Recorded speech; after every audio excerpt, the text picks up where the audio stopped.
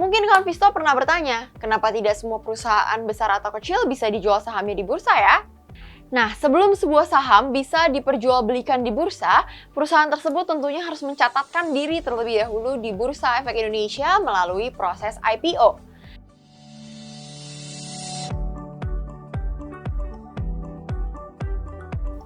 Halo Konvisto, selamat datang di video EduFast. Masih seputar aksi korporasi perusahaan, kali ini kita akan membahas proses sebuah perusahaan agar sahamnya bisa diperjualbelikan di bursa.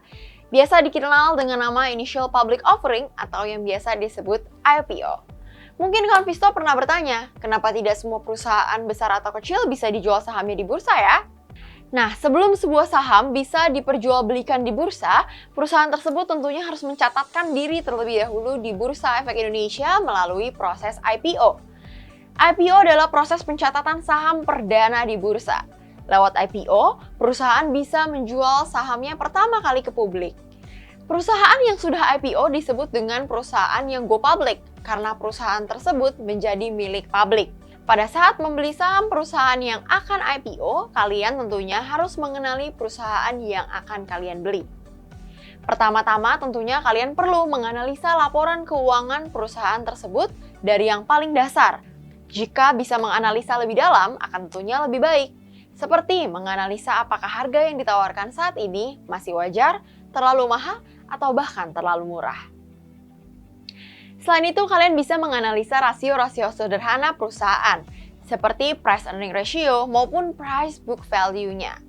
Lalu, selanjutnya pahami isi yang ada di dalam prospektus. Prospektus merupakan sebuah dokumen wajib yang harus dibaca dan dipahami investor sebelum memulai berinvestasi. Di dalam prospektus terdapat informasi-informasi lengkap mengenai IPO yang akan dilaksanakan, seperti harga saham yang ditawarkan, jadwal IPO, underwriter, dan yang paling penting adalah tujuan penggunaan dana.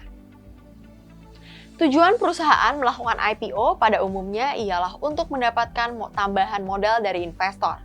Modal ini biasanya digunakan perusahaan untuk mengembangkan bisnis perusahaan maupun membayar utang yang akan jatuh tempo. Tentunya perusahaan IPO dengan tujuan penggunaan dana untuk ekspansi lebih baik dibanding perusahaan yang tujuan penggunaan dananya untuk membayar hutang. Nah, itu tadi beberapa hal yang perlu kalian perhatikan sebelum membeli saham IPO, agar kalian tidak terjebak dan malah membeli saham perusahaan yang kinerjanya kurang baik. Salam investasiku for better tomorrow!